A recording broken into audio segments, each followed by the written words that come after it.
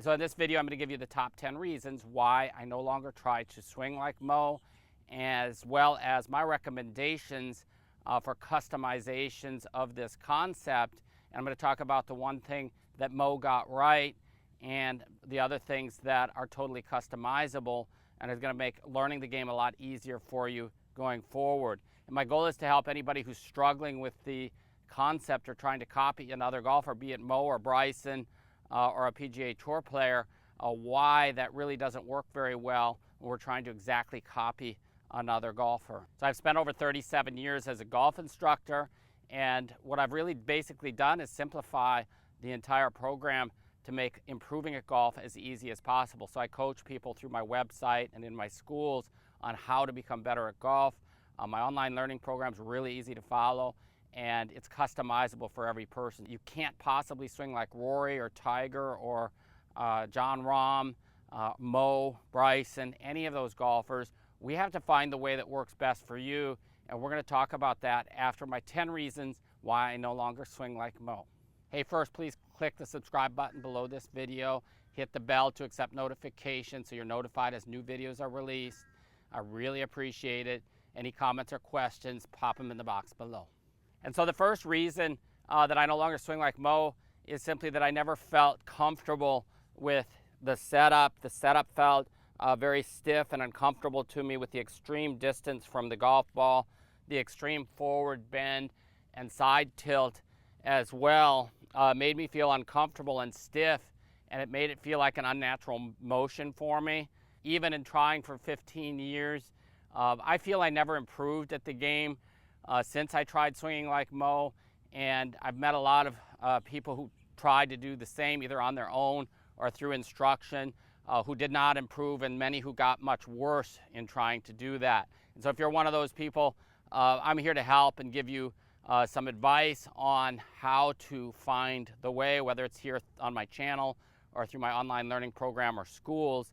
I have the experience to help you simplify your game and simplify the method.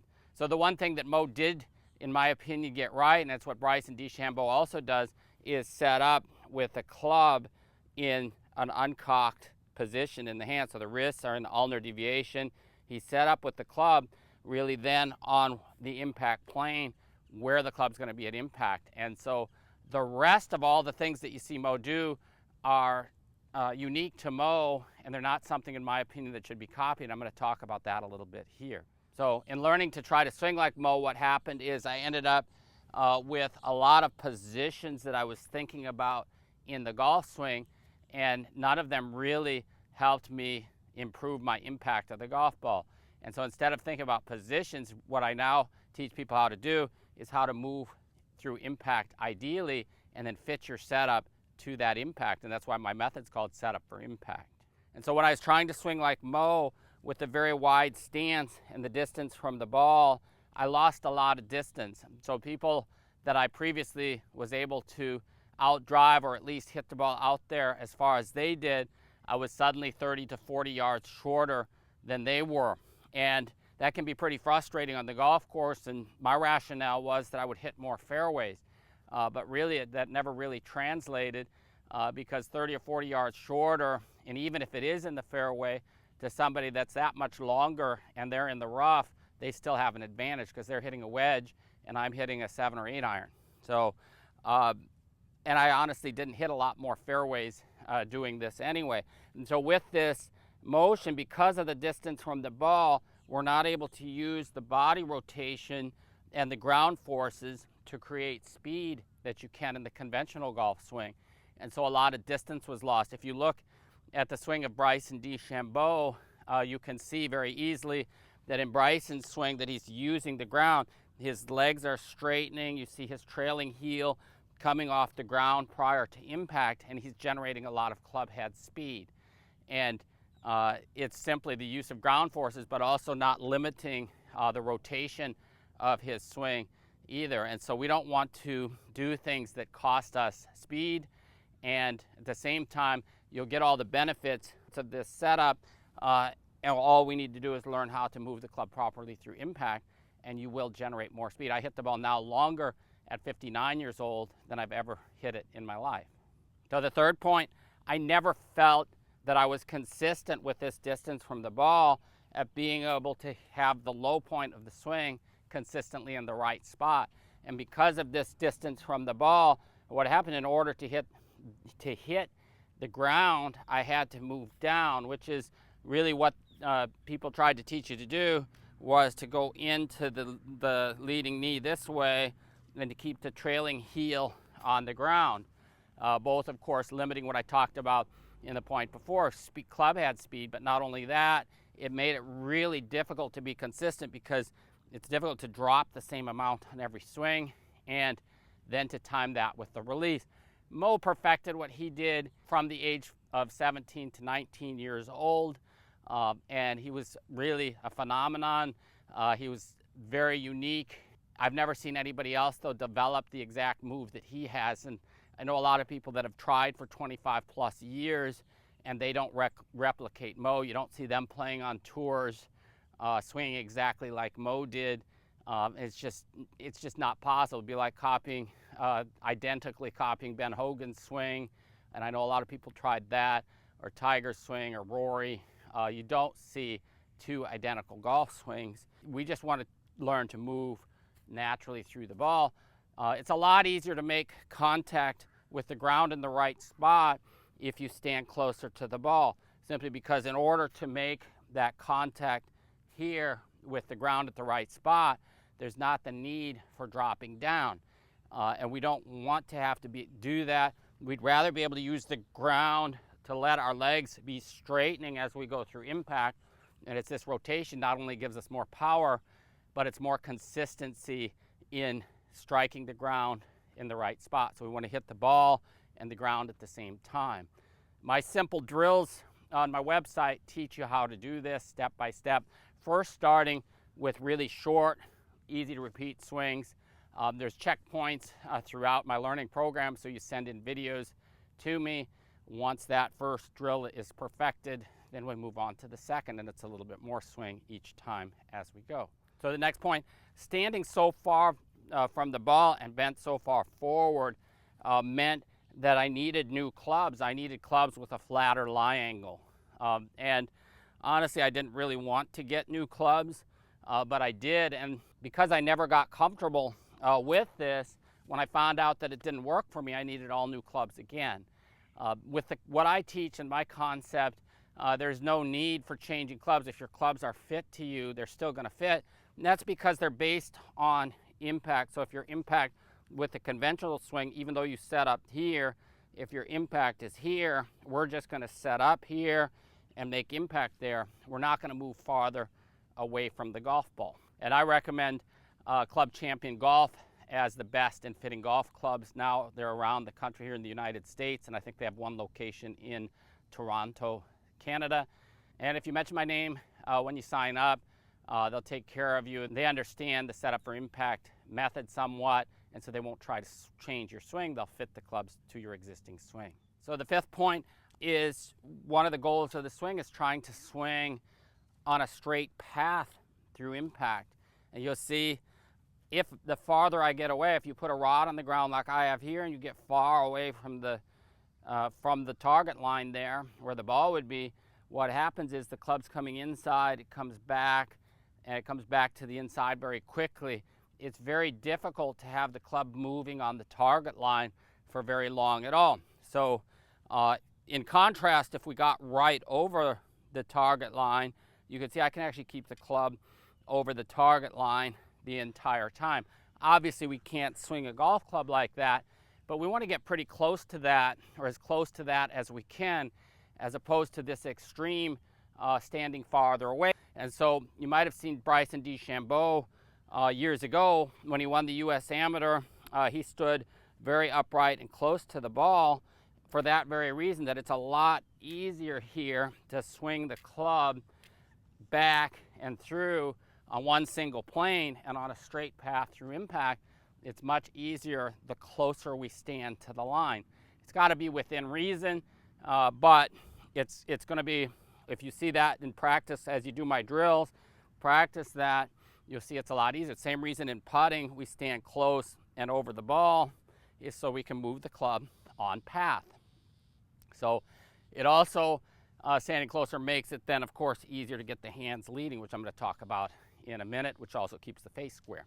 So, and that is the 6th point, is getting the hands leading. You see, the farther away I get, if I got the hands leading, you see the club head's up in the air. And so in order to get the club back to the ball, I have to drop down, which is exactly what Mo Norman did.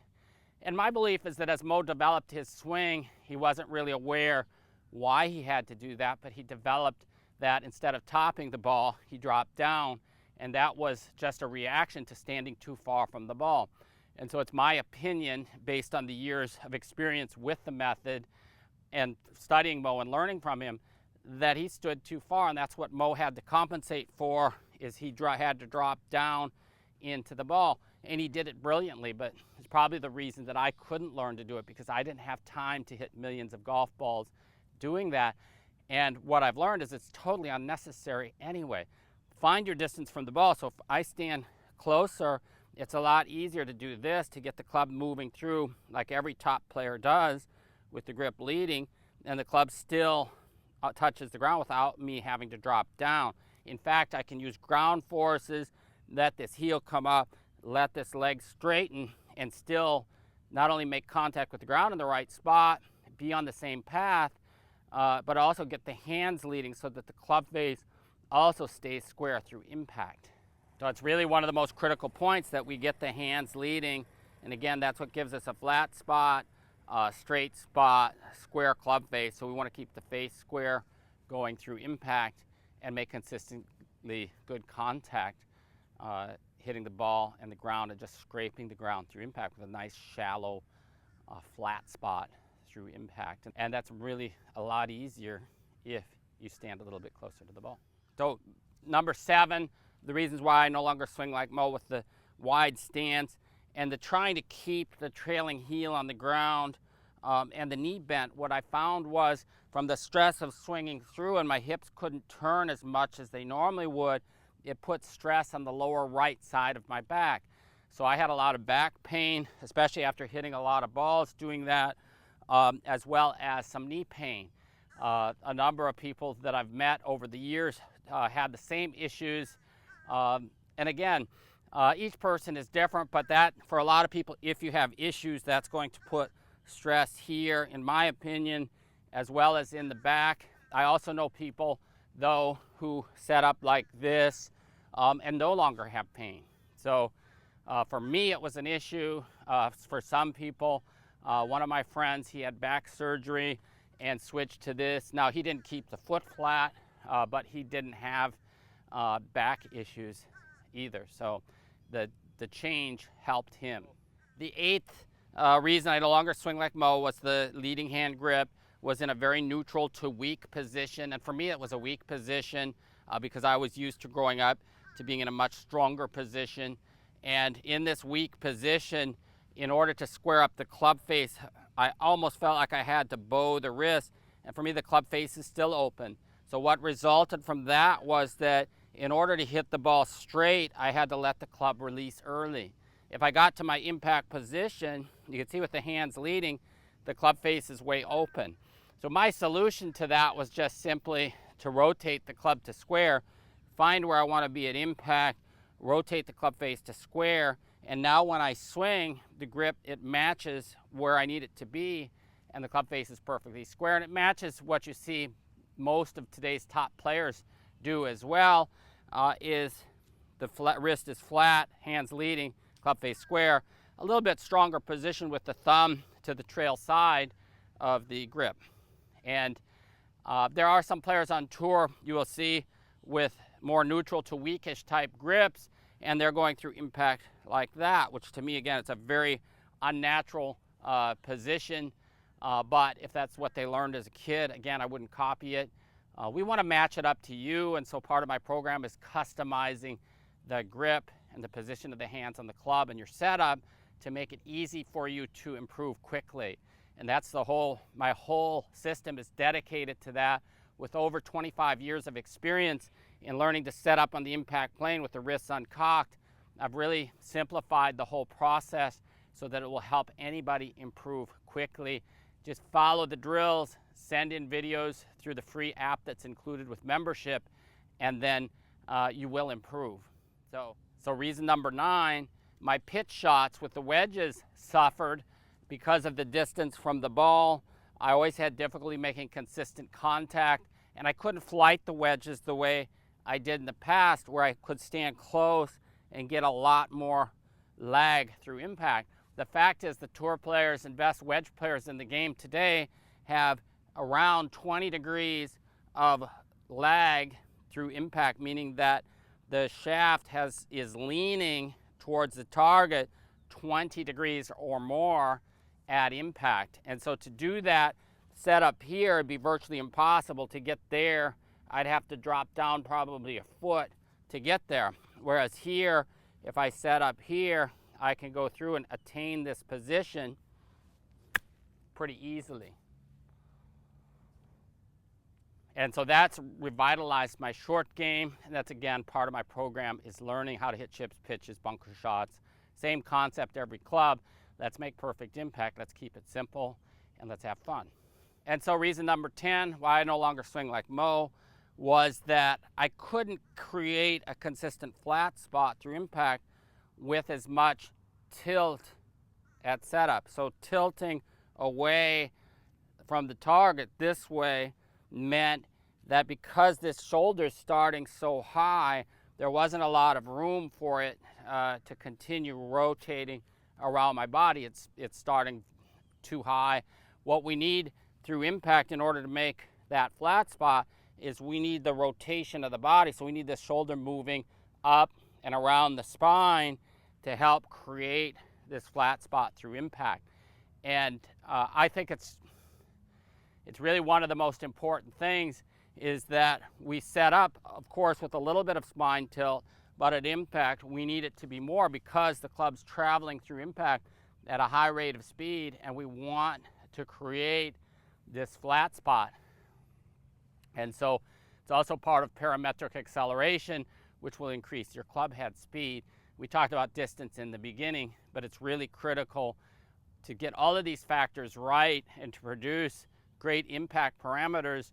We have to follow the program that's going to fit each individual golfer. I learned the hard way. It took me a lot of years, and I'm not disappointed that I wasted so much time, because I wouldn't be where I am today without having met Mo, without copying or trying to copy what he did. Even though my game suffered, I played worse golf.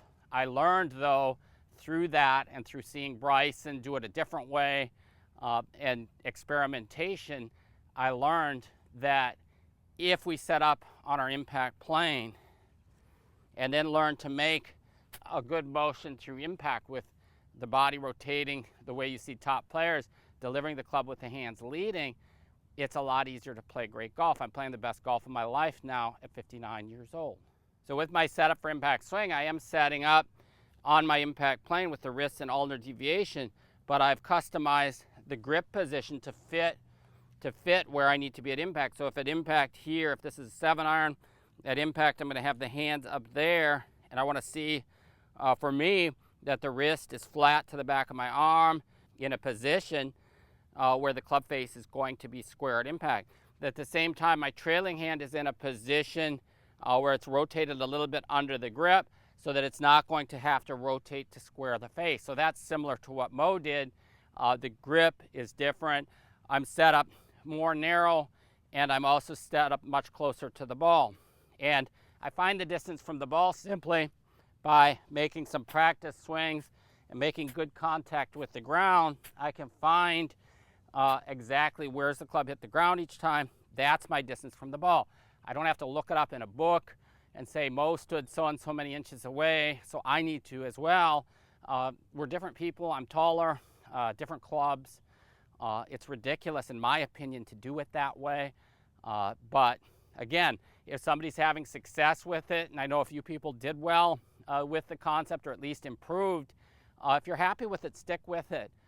If not, I'm here to help. I'll help you improve, and I do that through my simple drills, which I'm going to talk about here in a second. So my learning program teaches you in the beginning, we're talking about impact and why the hands need to be leading through impact, because it creates a straight path, a square face, a nice flat spot through impact, as well as more club head speed through parametric acceleration, and it's what enables you to hit the middle of the club face.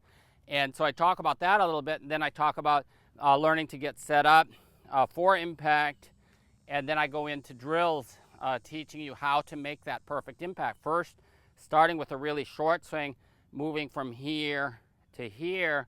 I actually do what I call the wall drill, which is where we start out without even a golf club, learning to move properly. And this also helps us customize the concept to fit each individual, because some of us can turn more than others. So it doesn't matter if you're 10 years old or 97, we can fit the swing and the concept to you. Also, people with handicaps do great. If they have trouble on one side of their body or the other, it's a no-brainer to learn to just set up for impact. It's going to be easier. So starting out then, once we learn to move properly, then we start the first drill and learn to make short swings and make sure that we have the hands moving properly through impact. I also use this divot board as part of my recommendation. It teaches you to learn to make contact with the ground starting in the right spot. You can see there's a yellow ball here. Oh, it's starting to get white, but when we hit the right spot, it makes a mark. You can also see the straightness of the path here as well, and that the club face was square. So it's a great training tool. You'll find a link in this description below if you want to get one of these at a discount. Use the link below, or Kirk 10 as your code. And I'll use this a lot in the living room, just practicing and seeing where I make contact. Or if you have a mat at home, or you can take it with on the range to the range. You can actually put, of course, golf balls on top. Also, whether you're hitting off mats or off the grass, is simply, and you'll see that when I hit the mat a couple inches too early. And so that's typically a little bit early release. In my case, it was lack of concentration probably. So again, set up. That's pretty good. You see the ball was right there, and you can see the mark afterwards. So I'll practice with this at home, and this helps me a lot. Once the first drill is perfected, and we'll do that with also just the trailing hand and the leading hand, and there's a number of drills to help you improve this motion. I'm here to coach you through every step of the way if you want my help. Otherwise, my videos on YouTube have a lot of information, but really nothing beats the learning program and the coaching that I offer. It doesn't matter if it's summer or winter, you can be improving your swing, and you should consistently be working on improving impact, and we'll adjust the setup as need be, and from time to time as you get better with the hands leading. For a lot of people, it means needing to adjust the grip slightly and possibly moving a little bit closer to the ball. The divot mat can be a guide for that as well, and we want to keep things simple, and my goal again, to help you improve your game as quickly as possible so you don't waste years of your life chasing something that's impossible. Let me help you improve, and visit my website, setupforimpact.com, link in the description below. Whether you sign up for my coaching program or you just go here through YouTube, I'm here to help. Let me know if you have any questions or comments.